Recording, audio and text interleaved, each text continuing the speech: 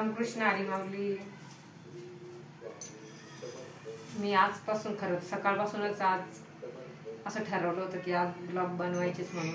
वर्षापासून चालू होतं करू का नको, पण आज मनात विचार केला आपण आज चालूच करायची व्हिडिओ.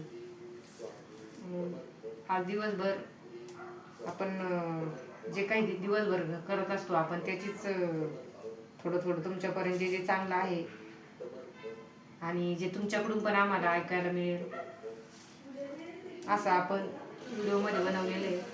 काही चांगलं आपल्याकडून न भेटतं, काही चांगलं आपल्याला दुसरीकडून पण ऐकायला म्हणजे शिकायला भेटतं, म्हणून आपण आजपासून आपण हे व्हिडिओ बनवायला सुरुवात केली. आणि आता संध्याकाळची वाजली ते 6:30, आरती वगैरे सगळं झालं, दिवसभरच्या रुटीन तुमच्यासोबत शेअर केल्या आणि आता संध्याकाळचे स्वयंपाकाला लागले. आजपासून जे ब्लॉग चालू केले तर माझ्या म्हणजे लिंक तुम्हाला पाठवले जाईल आणि माझं ब्लॉगचं नाव आहे छायास ब्लॉग्स. याच्यावर क्लिक करायला विसरायचं नाही. आणि रोज आपले व्हिडिओ दिवसातून किंवा 2 दिवसातून 3 दिवसातून किंवा तसे व्हिडिओ येत जाईल. आणि जे काही चांगलं आहे किंवा मला आवडलं ते मी शेअर करेन. तुम्ही पण काही सांगत जा. रामकृष्ण हरी.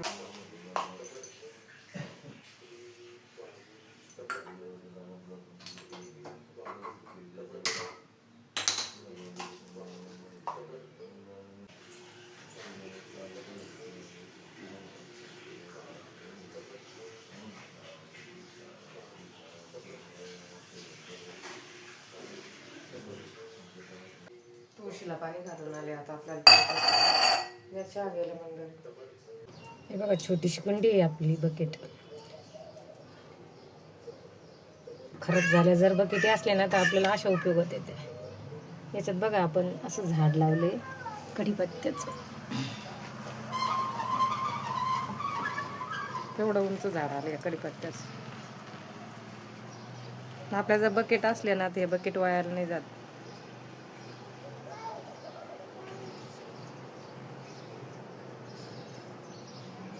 जरा कीड पडला होता, आपण हळदीचं पाणी आत्ता टाकलं एवढ्याच. त्याच्यानंतर आपले आळूचे पानं छोट्या बकेट.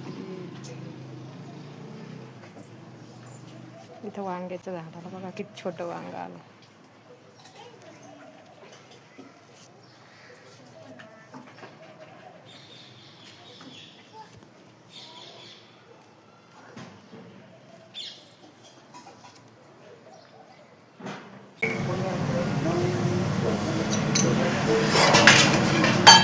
आपण बघा झाडाला कीड लागली होती, आपण वांग्याच्या आणि कढीपत्त्याच्या झाडाला हळदीचं पाणी टाकलं. कारण हळदीचं पाणी जर टाकलं तर सगळे जे कीड लागलेली आहे ते बुडापासूनच जात असते, म्हणून आपण वांग्याच्या मस्त झाडाला हळदीचं पाणी टाकलं. आणि जे कढीपत्त्याचं झाड दाखवलं ना, हे झाड खूप छोटं रोपडं होतं आणि एवढ्या मोठ्या बकेट मोठी असल्यामुळं मग ते झाड उंच झालं. आणि आपल्याला कढीपत्ता जो ताजा खायला भेटतो. जास्त आपण तोडू शकत नाही, पण आपल्या छोट्या कुंडीमध्ये जर आपण कढीपत्त्याचं झाड लावलं तर आपल्याला विकत आणायची गरज पडत नाही, आपलं भागून जातं. तुम्ही म्हणता सकाळी तुम्ही गॅसवर काय टाकलं, छोटा कागद होता त्याच्यामध्ये तूप टाकलं. रोजचे नियमाने जर आपण सकाळी उठल्या आंघोळ झाल्यानंतर जर आपण पंचमहायज्ञ असतो, आपण हा पंचमहायज्ञ केला तर आपलं पितृदोष हा कमी होत असतो. म्हणून मी आज व्हिडिओमध्ये दाखवलं की आपल्याला रोज काय होतं, आपल्याला सवय नाही राहत, तर मग आपण काय करतो, पंचमहायज्ञ करायला आपल्याला असं वाटतं, मग ध्यानात राहतं का नाही. पण मी काय केले, कागदाचे छोटे छोटे तुकडे करून ठेवले एका डब्यात आणि तूप एका लोटीत काढून ठेवलं. मग सकाळी चहा घ्यायच्या आधी आपण लगेच बरोबर ते कागद तुपात बुडवतो आणि लगेच गॅसवर टाकतो चालू अग्नीला. आपण थोडं तरी 1 चमचा तरी किंवा तर कागद जरी आपण तुपात बुडून अग्नीवर टाकलं तर आपला एक पंचमहायज्ञ होतो. दुसरा म्हणजे लगेच मुंग्याला साखर टाकायची. ज्यावेळेस आपण चहा ठेवतो लगेच 2 दाणे साखरेची घेऊन आपण मुंग्यांना साखर टाकायची. तिसरी गोष्ट लगेच आपण दुपारी 12 नंतर कावळ्याला घास द्यायचा. झालं 3. चौथं कोणी आलं तर आपल्याला चहा बिस्किट द्यायचं मुलांना. आणि दुसरं बाहेरचं कोणी आलं तर आपण चहा पाजायचा. म्हणजे आपला हा दिवसभर आपण हा पंचमहायज्ञ जर केला ना तर आपले हा पितृदोष हा कमी होत जातो. म्हणून आपण व्हिडिओच्या मार्फत आपण सांगितलं की पंचमहायज्ञ कसं करावं. आपल्याला फक्त वाटतं आपण लक्षात राहतं का नाही, पण आपण जर नियमामध्ये रोज जर आपण तो कागद कापलेले ते कटच करून ठेवायचे एका डब्यात आणि बरोबर सकाळी ध्यान येतं का आपल्याला तुपात बुडवून आपल्याला या आग्नेला टाकायचे. मग आपल्याला काय चुलच पाहिजे का. पहिलं बघा कसं करायचे पहिल्या बायका खेड्यात, पहिली भाकर झाली का लगेच चुलीमध्ये टाकायच्या. मग आपण आता आपल्या लक्षात नाही राहत, आत्ताच्या पिढीला हे काहीच माहित नाही. म्हणून जेवढं होईल तेवढं आपण करायचं. आणि आपण या पंचमहायज्ञ जर केला तर आपले बरेचसे पितृदोष कमी होत असतात. जेवढं होईल तेवढं आपण करायचं. चला, आपलं राहिलेले भरपूर काम आहे, आपण एवढे काम आवरू. सगळे गेलेले रस्त्याच्या कामाला, आता घरचं पण भरपूर असतं. एवढ्या तुळशीच्या मंजुळा निघल्या आपल्या आणि आपल्याला लावायला द्यायच्या शेजारच्या ताईला. कारण मंजुळा जर वाळल्या ना त्या खाली पडल्या तर पायंदळी पडतं, म्हणून आपण कट करून घेतल्या.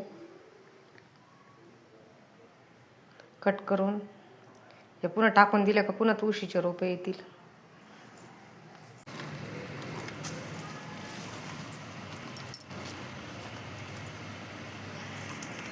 गाय जवळच आहे आमचं, आम्ही गाईला पोळी दिली.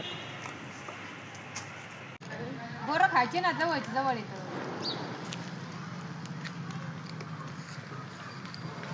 आपल्या सगळ्यात जास्त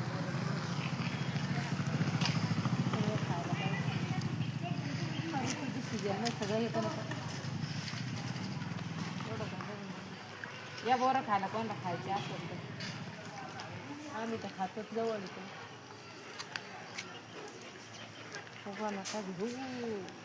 पाठ आज मंगळवार असल्यामुळं आज दुर्गा सप्तशती पाठ. तसं आपण रोजच वाचलं पाहिजे, पण ज्यांना वेळ नाही त्यांनी मंगळवार शुक्रवार वाचलं तरी चालतं.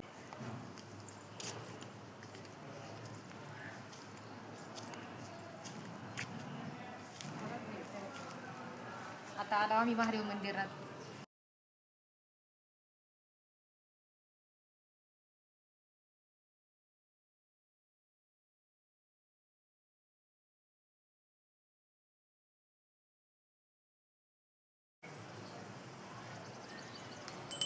छान असे बेलाची पानं इथं, मस्त कवळे कवळे ताजे.